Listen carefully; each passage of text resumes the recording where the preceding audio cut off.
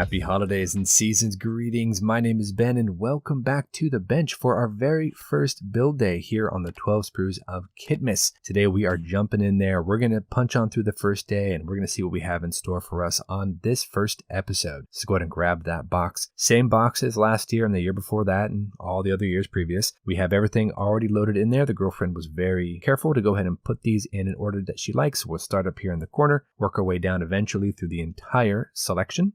Let's go ahead and punch on through here and we will see what we have in store for us on build day number 1. So here we go. Got that label. She does tape it to the walls so they don't slide underneath the partitions. So we've got that here. So let's go ahead and check this out. Flip it over and let's see what we'll be building. Oh, looks like, oh, very cool. We're going to start with the Bandai vehicle set for the TIE Advanced. That's awesome. This should build up beautifully. Now, if you recall, I have already built this kit. I built it months ago, and I actually used a TIE Fighter. So we don't have the TIE Fighter here, just a TIE Advanced, but that's perfectly okay. I don't see that being a problem. We still have all the parts and pieces, and we can go ahead and build up that TIE Advanced. So let's go ahead and check out these pieces. We do have a stand. We will be using this and do something a little fancy with it. And then everything else, we need to go ahead and prime and paint. So let's go ahead and jump into our first time lapse. We're going to work on the basic assembly. And that's going to be super simple because these go together beautifully and you don't really have to worry too much about fit. Then we're going to go ahead and prime everything with some Mr. Surfacer. We'll just follow the instructions here. There's not a lot of assembly. Once that is done, we'll start painting up the solar panels. And then we can go ahead and come in with pre-shade and maybe use some NATO black to kind of pick out certain panel lines or maybe some details. So let's jump in there, guys. We're going to get this party started. Let's go ahead and build us a TIE Advanced.